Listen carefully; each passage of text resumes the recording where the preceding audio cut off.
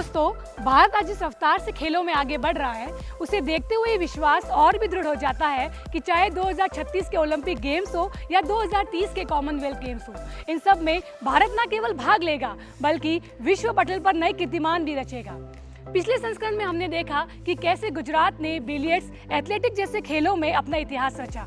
तो वही आज उसी कड़ी में आगे बढ़ते हुए हम आपको बताते हैं कि कैसे गुजरात ने स्विमिंग में उम्दा प्रदर्शन किया, साथ ही चेस के कई ग्रैंड मास्टर्स गुजरात में मिले और साथ ही बैडमिंटन और वॉलीबॉल जैसे खेलों की कई प्रेरक कहानियां लिखी गई।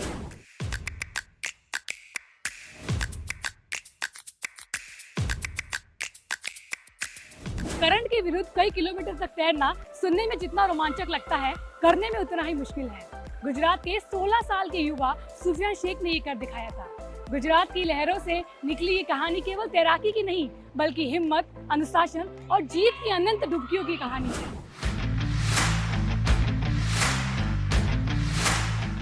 मैं दुनिया का यंगेस्ट स्विमर हूँ जिसने 2006 के साल में इंग्लिश चैनल को तैर के पार किया था। मैं पहला गुजराती हूँ जिसने इंग्लिश चैनल को तैर के पार किया है। 10 साल का जब था वो, तो उसने स्विस चैनल क्रॉस किया। तो उसमें भी ऐसा है कि वाटर टेम्परेचर एकदम बर्फ़ का जो पानी पिघल कर आता है और एकदम ठंडा होता है पानी, कि हम अगर उसमें उंगली डालें तो हाथ ऐसा लगता है कट जाएगा, अभी इतना होता है। और उसमें उसने 21.6 किलोमीटर स्विम करके उसने एक गोल्ड मेडल लिया उसमें। फिर उसने 14 साल के बाद फिर हमारा जो टारगेट था, ऐसा कि हम सर ने बताया था कि इंग्लिश चैनल अभी तक किसी गुजराती बच्चे ने नहीं किया है। सुफियान पहला गुजराती होगा अगर वो इंग्लिश चैनल पार करेगा तो तब से हम लोग उसके पीछे लग गए थे और हमने इंग्लिश चैनल की उसको प्रैक्टिस कराई और शुक्र है कि वो उसके लिए क्वालिफाइड हुआ।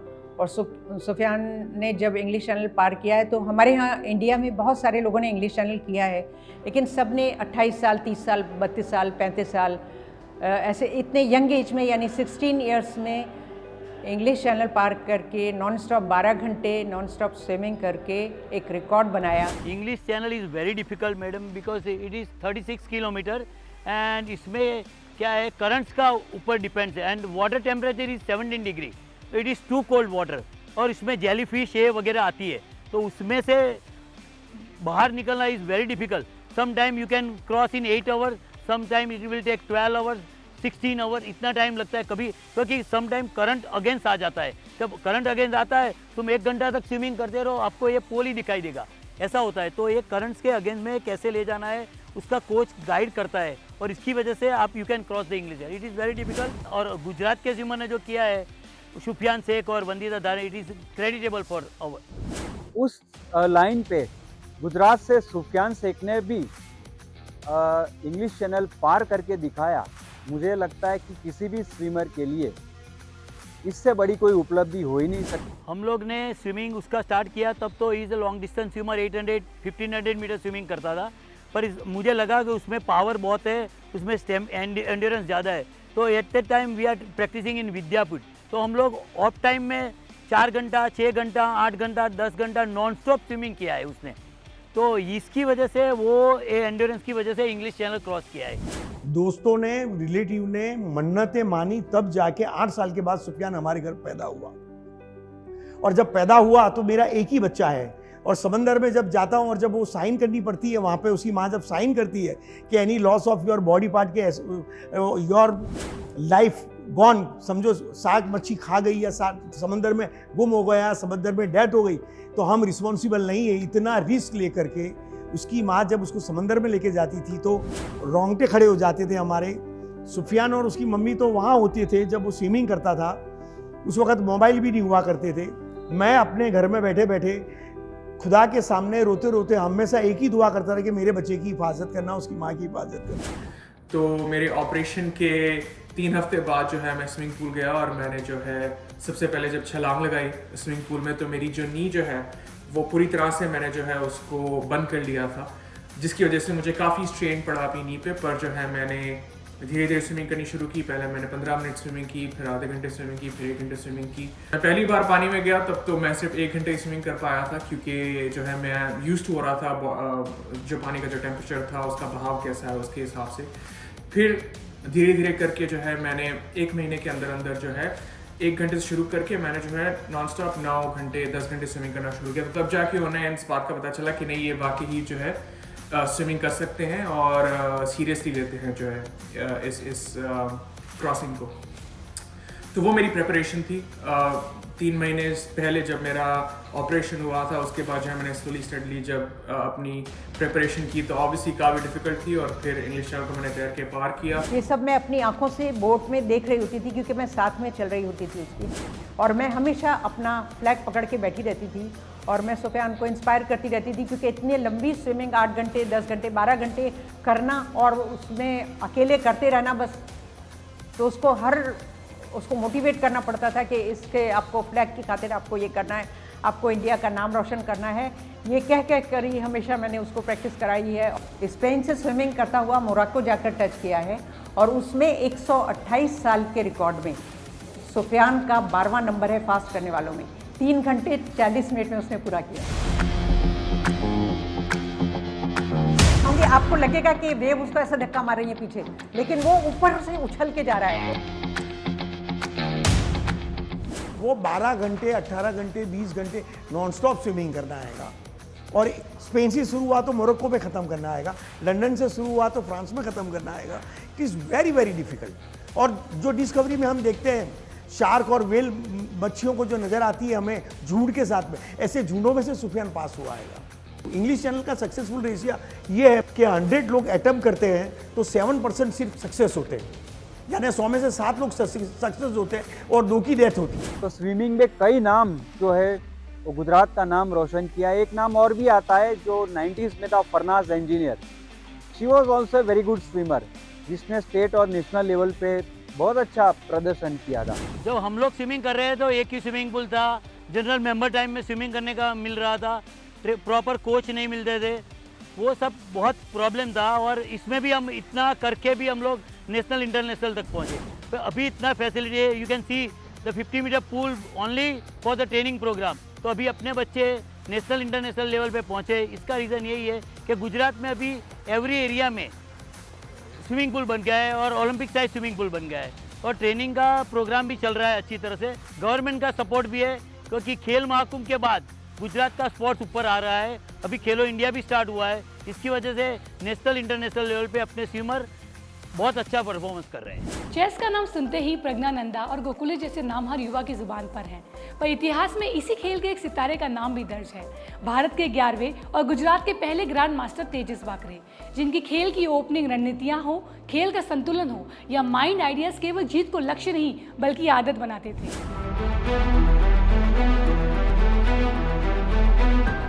तेजस बाकरे वो फर्स्ट ग्रैंड मास्टर थे, और जब हम उनके खेल के बारे में देखते हैं तो उनकी विशेषता ये थी कि उनके पास ओपनिंग के लिए 3 से 4 अलग अलग वेरिएशंस थे। इतना ही नहीं, लेकिन उसके बाद भी जो सब्सिक्वेंट मूव्स है उसमें भी वो काफ़ी तरह से वेरिएशंस लाते थे, और उसी वजह से ही ओपोनेंट प्लेयर के सारा प्लान फ्लैट हो जाता था, क्योंकि उनके पास कोई क्लू ही नहीं था कि अभी मैं नेक्स्ट मूव किस तरह करूं। मुझे ऑलवेज ऐसा ही था कि मैं कुछ, जैसे बचपन से मुझे रिकॉर्ड्स करने का, देखने का बहुत शौक था, किसने क्या रिकॉर्ड किया है, तो मुझे रिकॉर्ड्स क्रिएट करने का एक था कि भाई मुझे एक रिकॉर्ड क्रिएट करना है। तो इसलिए मैं फर्स्ट इंडियन बना कि जो एशियन सब जूनियर टाइटल जीता। तब तक कोई Indian Asian sub junior title नहीं जीता, तो वो बहुत एक ऐतिहासिक पल था मेरे लिए। खेल महाकुंभ होता है जो I think one of the biggest sporting events होता है शायद भारत में। तो खेल महाकुंभ, मुझे पता है चेस में 1 लाख से ज़्यादा चेस प्लेयर्स करते हैं, बाकी सारे स्पोर्ट्स में। तो खेल महाकुंभ में आई थिंक जो टॉप 10 में आते हैं उनको ऑटोमेटिकली वो सारी सेवाएं प्राप्त मिलती है। चेस की बात की जाए तो सबसे बड़ी उपलब्धि यही होती है कि आप इंटरनेशनल ग्रैंड मास्टर बने कि नहीं। मेरे ख्याल से तेजस बाकरे गुजरात का वो नाम चेस में है जो कि सबसे पहले गुजरात के इंटरनेशनल ग्रैंड मास्टर है, और ये कोई कम उपलब्धि नहीं है, क्योंकि आप उस लेवल को पाके दुनिया के सबसे बड़े चेस प्लेयर्स को चैलेंज करने की एक योग्यता पाते हैं। आप सोच भी सकते हैं कि आप गाटा कामास्की जैसे प्लेयर के सामने बैठ के चेस खेल रहे हो, व्लादिमीर क्रामनिक के सामने खेल रहे हो। ये मेरे ख्याल से सपने से भी ऊपर है जो तेजस बाकरे ने जो हासिल किया है, मुझे लगता है कि इंटरनेशनल चेस एरिना में भारत के लिए विश्वनाथन आनंद और उनके पहले प्रवीण थिप्से के बाद अगर किसी के पास ये उम्मीद की जा सकती है तो ये संभावनाएं उनमें है। ये जो 2 रैंकिंग है वो मुझे लगता है कि किसी भी चेस प्लेयर की योग्यता पे एक इतना बड़ा स्टैंपिंग है जो गुजरात ने प्रस्थापित किया है, और गुजरात इसके ऊपर गौरव डेफिनेटली ले सकता है। जैसे कि मैं World Youth Olympic gold medallist हूँ, first Indian to win Asian sub junior title हूँ, twice to win Asian junior title, और मैंने इंडिया के लिए 3 गोल्ड मेडल 8 महीने में लिए थे, जो कि लिम्का बुक में भी रिकॉर्डेड। ग्रैंड मास्टर टूर्नामेंट की बात करें तो भारत में केवल तब एक ही ग्रैंड मास्टर इवेंट हुआ करता था, तो तब अपॉर्चुनिटीज़ बहुत कम थी, और तब इतना ट्रेनिंग का भी नहीं था, ऑनलाइन ट्रेनिंग भी नहीं मिलती थी, इतने सारे क्लब्स नहीं थे, इतने सारे टॉप प्लेयर्स भी नहीं थे, तो तब मुश्किलें काफ़ी सहन करनी पड़ती थी। और बेसिकली तब मोस्ट ऑफ द प्लेयर्स जो डेवलप मेरे एरा में हुए वो mostly due to self development हुए, ट्रायल एंड एरर, बहुत सारे टूर्नामेंट्स खेलनी पड़ती थी, खुद ही प्रैक्टिस करना पड़ता था। और अगर आप देखा जाए तो अभी इतनी एडवांसमेंट हो गई है कि आज किसी को भी, और जो टॉप प्लेयर है उनको information with in seconds available है, मटेरियल ऑनलाइन अवेलेबल है, जो लेटेस्ट गेम्स खेले जाते हैं उसके जो एनालिसिस वो इमीडिएटली अवेलेबल है, और आज जो चेस इंजन डेवलप किए गए हैं उनसे इमीडिएटली आपको अपनी जो टैक्टिकल मिस्टेक्स जो आप करते हैं वो सारी चीज़ें इमीडिएटली अवेलेबल हो जाती है। इंडियन टीम में आया तब हमको जो टॉप कोचेस थे उनसे हमको 10 या 15 दिन का गवर्नमेंट ऑफ इंडिया हमें देती थी कि उनके साथ ट्रेनिंग है, तो तब काफ़ी सारा डेवलपमेंट फास्ट हुआ, पर वो तभी पॉसिबल है जब आप इंडियन टीम में पहुँचते हो। आज की तारीख में क्या है कि गुजरात स्टेट ही इतना अच्छा करते कि हर साल ही फॉरेन जीएम्स को बुला के ट्रेनिंग कैंप्स करती है। इधर टॉप 4-5 प्लेयर है कि जो टॉप 10 के जस्ट नज़दीक है, तो ये इंडिया के लिए एकदम ही गोल्डन एरा है चेस का। मेंस में देखा जाए तो एवरेज रेटिंग जो टॉप 10 तो इंडिया नंबर 2 पे है, फीमेल्स में देखा जाए तो टॉप 10 में भी इंडिया नंबर 2 है। हाल ही में इंडिया ने मेडल भी जीता था मेंस और वुमेन्स में ओलंपिक में, जो कि हिस्टोरिकल था, और इंडिया के जो जूनियर्स है वो मैक्सिमम मेडल्स कोई भी स्पोर्ट में लाते हैं तो चेस में ही इंडिया में लाते हैं। एक दौर था जब बैडमिंटन को केवल मनोरंजन का खेल माना जाता था। रैकेट की हल्की सी आवाज़ और शटलकॉक की छोटी सी उड़ान ने हमें इस खेल में कई बड़े नाम दिए, जिसमें पार्थिव गांगुली, अर्पणा पोपट जैसे नाम शामिल हैं, जिन्होंने हार को हराकर अपनी सफलता की एक नई कहानी रची।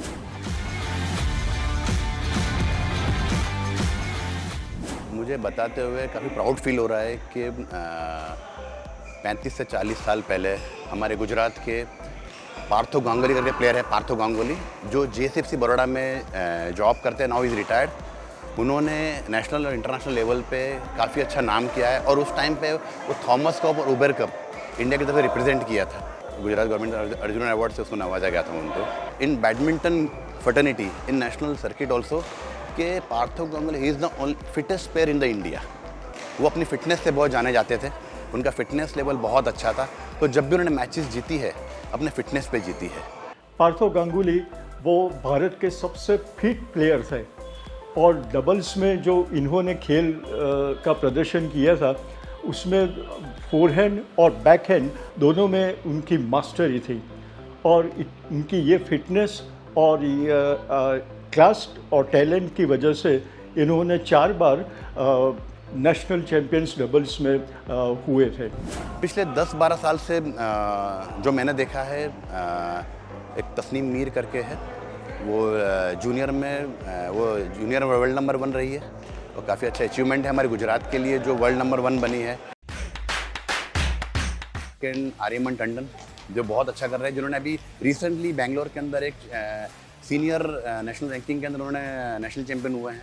अनुष्का परीख, वो भी इंडिया टीम से काफ़ी बड़े बड़े इवेंट खेली है, वर्ल्ड चैम्पियनशिप खेली है, और काफ़ी इंटरनेशनल इवेंट खेले हैं। तो पिछले 10-15 साल से मैं मानता हूँ कि 3-4 प्लेयर ऐसे हैं जिन्होंने गुजरात को नेशनल लेवल पे लेके गए। जयेश बालावाला है, वो इंटरनेशनल क्लास के कोच है, वो गुजरात के ही है, और भावनगर स्थित वर्मा है, शरद वर्मा, वो भी एक इंटरनेशनल रेफरी है। सो ये सब चीज़ें हमको ये प्रूफ देता है कि बैडमिंटन का विकास सिर्फ खिलाड़ी ही नहीं लेकिन रेफरी और कोच भी हमारे पास इतने वर्ल्ड क्लास के हैं। एक नेशनल लेवल पे गुजराती ज़रूर है, अपर्णा पोपट, जो कि एक बहुत ही बड़ा नाम बैडमिंटन में भारत में है, उनका भी नाम लिया जा सकता है। तो बैडमिंटन की एक ओवरऑल बात की जाए तो गुजरात अभी इसमें एक आगे आ रहा है और आशा रखते हैं कि ये गेम को भी वो पीछे नहीं छोड़ेगा, जैसे कि स्विमिंग और राइफल शूटिंग में जिस तरीके से नाम कमा रहा है। किसी भी स्पोर्ट्स में आपको नाम कमाने में, बनाने में मेरे ख्याल से कई दशक लग जाते हैं और ये प्रक्रिया शुरू होती है कई सालों से, जिसके परिणाम होपफुली अब आने शुरू हुए, मैं ऐसा कह सकता हूँ। तो हर सिटी में 4-4, 5-5 फुट की एकेडमीज़ है, तो एकेडमीज़ है और फैसिलिटीज़ काफ़ी हो गई है। तो अभी जितनी एकेडमीज़ हो गई है इतने प्लेयर्स ज़्यादा हो गए। प्लेयर्स ज़्यादा होने से कंपटीशन लेवल एक अच्छा हो गया है, उससे बच्चों को बहुत एडवांटेज मिल रहा है और फैसिलिटी होने से बच्चों को जो एक नॉलेज है वो नॉलेज बहुत अच्छे से मिल रहा है। नॉलेज अपग्रेड हुआ है जो हमारे टाइम पे नहीं हुआ करता था। सो अभी इंफ्रास्ट्रक्चर अच्छा होने से, बच्चों को फैसिलिटी अच्छी मिलने से गेम का लेवल काफ़ी अप जाने लगा है, जो पहले नहीं था। टेनिस की बात हो और भारत के सितारों का जिक्र न हो, ये संभव नहीं है। साइना नेहवाल, रामनाथन कृष्णन, गुजरात के सुरेश मशरूवाला, नताशा जोशी, चिंतन पारिक जैसे खिलाड़ियों ने अपने खेल के दम पर अंतर्राष्ट्रीय स्तर पर भारत को एक अलग पहचान दिलाई है। टेनिस के जब हम बात करते हैं तो स्वाभाविक रूप से ही सुरेश मशरूवाला का कंट्रीब्यूशन हमको दिमाग में सबसे ज़्यादा पहले आता है, क्योंकि सुरेश मशरूवाला प्लेयर के रूप में कैसे थे वो हम बात करते हैं। He was a very tall and strongly built tennis player. तो उससे क्या होता था कि उनका एंड्योरेंस और उनकी रीच भी सबसे अच्छी थी। तो उससे क्या होता था कि जब वो सर्व करते थे तो सर्व में काफ़ी ताकत होती थी और उसकी वजह से एस में एक कभी सबसे ज़्यादा पॉइंट प्राप्त करते थे। सबसे पहला हाईलाइट था जो बहराम जी कोकेकोबाद है, जो पहले शायद स्टेट चैम्पियन रह चुके हैं। उनके बाद में बहुत सारे स्टालवर्ड्स आए, जैसे सुरेश मशरूवाला है, धीरज हलानी और सुनील पटेल नेशनल यूनिवर्सिटी के रनर रह चुके हैं। साथ साथ चिंतन पारिक है, बहुत सारे स्टालवर्ड्स हैं जो टेनिस हिस्ट्री में दर्ज हुए हैं। 1977 में यहाँ पे डेविस कप हुआ था, जहाँ पे इंडिया के टॉप प्लेयर्स और स्टालवर्ड जैसे प्रेमजीत लाल है, रामनाथन कृष्णन है वगैरह यहाँ पे खेलने आए थे। 1988-87 में भरूच में डेविस कप हुआ था, वो ग्रास कोर्ट पे हुआ था। तब आपके जो कैप्टन है डेविस कप के, जीशान अली, वो ओपनिंग किया था उन्होंने। पहली बार वो यहाँ पे भरूच में डेविस कप खेले थे। टेनिस के प्लेयर की बात करते हैं तो योगेश शाह का नाम हमारे सामने आता है। टेनिस में जैसे हमने बताया आपको कि स्टेमिना, एंड्योरेंस, पावर, ये सब चीज़ें आवश्यक है, लेकिन इनकी विशेषता ये है कि +55, +60 और +65 एज ग्रुप में योगेश शाह ने नेशनल चैम्पियनशिप सिंगल्स में प्राप्त की है। नताशा जोशी 5 फुट और 10 इंच की हाइट थी इनकी और वो काफ़ी स्ट्रांगली बिल्ड है। डबल्स के वो काफ़ी अच्छे प्लेयर थे और उनकी एक विशेषता ये थी कि कमबैक करने की, चाहे वो फाइनल में हो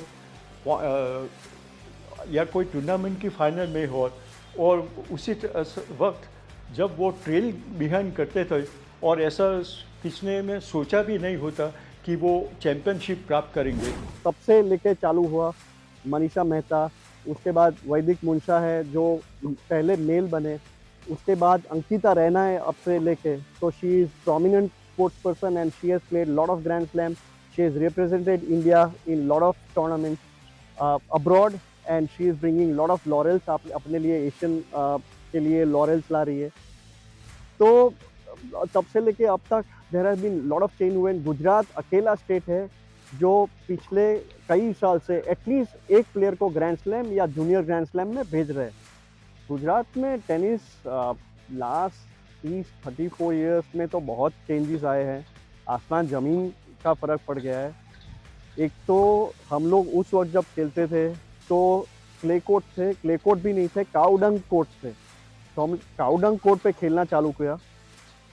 उस वक्त फिटनेस की अवेयरनेस नहीं थी, न्यूट्रिशन की अवेयरनेस नहीं थी, उस वक्त फिजियो की अवेयरनेस नहीं थी। जो इंजरी होती है तो कोई डॉक्टर नहीं था जो हम दिखा सके, जो स्पेशलाइज स्पोर्ट्स के डॉक्टर होते हैं। सेकेंड थिंग इज इक्विपमेंट जो थे वो, सपोज मेरे को हाई लेवल का टेनिस खेलना तो मैं वुडन रैकेट से चालू किया, बट अगर ग्रेफाइट का रैकेट चाहिए तो मेरे को लंदन से कोई आ रहा था तो इनसे इंपोर्ट करवाना पड़ा। तो बहुत टूर्नामेंट नहीं होती थी, जो इंटरनेशनल टूर्नामेंट होनी चाहिए 1-2 ही होती थी वो पूरे इंडिया में। तब से लेके अब तक आप जो ये कोर्ट देख रहे हैं यहाँ पे, वो रिबाउंड एज कोर्ट है जो ग्रैंड स्लैम लेवल की सरफेस है, ऑस्ट्रेलियन ओपन में यूज हुआ है। और इक्विपमेंट्स आर इजीली अवेलेबल, की जो प्रोफेशन है तो अवेलेबल है। तो स्पोर्ट्स खेलना भी मैं समझता हूँ कि अब एक सेफ जोन हो गया है। गवर्नमेंट का इंटरेस्ट बहुत बढ़ रहा है, गवर्नमेंट की स्पॉन्सरशिप, गवर्नमेंट की स्कॉलरशिप बोल रही है। हमारे गुजरात स्टेट का ही अभी गुजरात गवर्नमेंट और स्पोर्ट्स अथॉरिटी ऑफ गुजरात से MOU हुआ है, जहाँ पे government will sponsor the international tournament Gujarat में।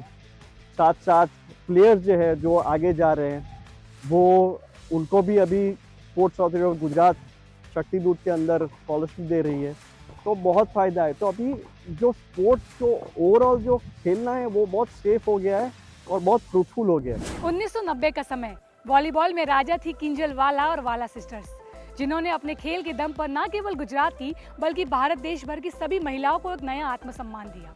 गुजरात का एक ऐसा गांव जो पूरा गांव वॉलीबॉल खेलता है, जहां की महिलाएं वॉलीबॉल के दम पर देश भर दुनिया भर में अपने नाम से जानी जाती हैं, जहां पर खेल सिर्फ जुनून नहीं बल्कि परंपरा है। गांव में पहले लड़कियों को बाहर नहीं जाने देते, तो पेरेंट्स सभी को मना के अपनी खुद की रिस्पॉन्सिबिलिटी लेके सभी गर्ल्स को यहाँ पर लाने की कोशिश की। उसके बाद यहाँ पर सभी ने एक साथ प्रैक्टिस स्टार्ट की, तो सभी हमें बेनिफिट ये मिला कि पूरी गर्ल्स हम लोग पूरे साल साथ में प्रैक्टिस कर रहे थे, तो हमें उसका रिजल्ट नेशनल में अच्छे पार्टिसिपेशन कर रहे थे। तो पूरे जैसे कि नेशनल पार्टिसिपेशन में वॉलीबॉल में 12 मेंबर्स होते हैं, तो उसमें से यहाँ की जो खेल इसमें नेशनल में जो खेलते हुए इन 6 जो गर्ल्स रहती है वो 6 रहती है, तो उसमें यहाँ गांव की ही रहती है। तो जब भी नेशनल पार्टिसिपेशन का सिलेक्शन आता था तो यहाँ की कम से कम इस गांव की 9 गर्ल्स तो रहती थी टीम में, 12 में से 9 गर्ल्स रहती थी। और स्पोर्ट्स अथॉरिटी ऑफ गुजरात के द्वारा भी हमें थोड़ी फैसिलिटी मिलती थी। पहले जो फैसिलिटी इतनी नहीं थी, जो मतलब अभी जैसे कि साइंटिफिक वे में प्लायोमेट्रिक बॉक्स जंप है तो वो उस टाइम नहीं थे,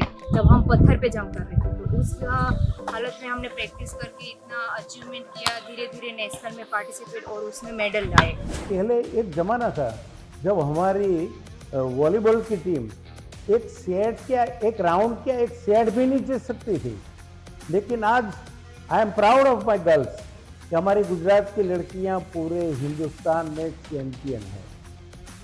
और 2 साल पहले हमारी गुजरात की लड़की इंडिया की कैप्टन थी। इंटरनेशनल में पार्टिसिपेट किया, उसमें एज ए कैप्टन मुझे एक चांस मिला तो टीम को संभालने का, तो मैंने अच्छे से अपना परफॉर्मेंस किया। वहाँ पर फिर 18 एशियन जूनियर चैम्पियनशिप थी, वहाँ पर हम 8 कंट्री के सामने खेले थे, उसमें 5 कंट्री के सामने मुझे बेस्ट स्कोरर का मिला। उसके बाद 41 जूनियर नेशनल चैम्पियनशिप चंडीगढ़ में हुआ था, तो वहाँ पर केरला के सामने हमारा फाइनल मैच हुआ था। तो वहाँ 5 सेट हुए थे और हम लोग जीते थे। तो वहाँ की ऑडियंस से वो पुकारते थे कि एक साइड पूरा गांव खेल रहा है और एक साइड पूरा इंडिया। हमारे नरेंद्र मोदी सर है, जो स्कीम खेलो इंडिया है, खेल महाकुंभ है, वो सब स्टार्ट किया, तो उससे हमें बहुत ही फ़ायदा मिला है। उसका बेनिफिट हमें यहाँ पर मिला है कि कंटिन्यू मैचेस खेलने मिले हैं, उससे हमें यहाँ पर और सभी गुजरात के प्लेयर से उसका बहुत ही इम्प्रूव। किंजलवाला डिगिंग में बहुत ही एक्सपर्ट है, और जब वो भारत में खेलते हैं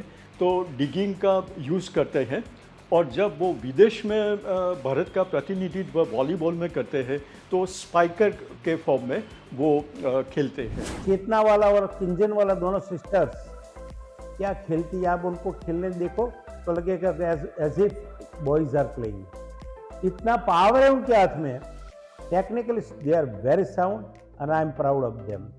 बड़ी बहनें चेतना ने आज तक 18 मेडल्स गुजरात के लिए लाई है। 8 गोल्ड है, 8 सिल्वर है और 2 ब्रॉन्ज मेडल लाई है। और जब किंजलवाला की बात आती है तो वो भी 21 मेडल लेके उनसे भी आगे है। उसने 9 गोल्ड, 9 सिल्वर और 3 ब्रॉन्ज मेडल लिए हैं और she was the captain of India team. नहीं, volleyball is a very developing game और गुजरात में ही मैं बोल रहा हूँ कि गुजरात का कुछ नहीं था और आज हमारे बॉयज और गर्ल्स दोनों टीम डोमिनेट कर रही है। कोई साल ऐसा नहीं है हम के लास्ट 7-8 साल से तो विदाउट मेडल हम चले आए। खेल केवल मैदान में नहीं खेला जाता, बल्कि खेल खेला जाता है दिल में, दिमाग में और सपनों में। गुजरात के इन खिलाड़ियों ने अपने खेल से ये साबित कर दिखाया कि अगर हौसले और हिम्मत बुलंद हो तो कुछ भी नामुमकिन नहीं। साथ ही दोस्तों, इसके साथ अहमदाबाद कॉमनवेल्थ गेम 2030 का आयोजन केवल एक खेल का आयोजन नहीं होगा, बल्कि ये होगा भारत में खेल यात्रा का एक बड़ा कदम, जिसमें हम दुनिया को केवल खेल नहीं बल्कि अपनी सपनों की उड़ान दिखाएंगे, जहां पे 2036 का ओलंपिक गेम्स भारत केवल इतिहास नहीं बल्कि भविष्य लिखेगा। इसी के साथ हमें दीजिए इजाजत। नमस्कार।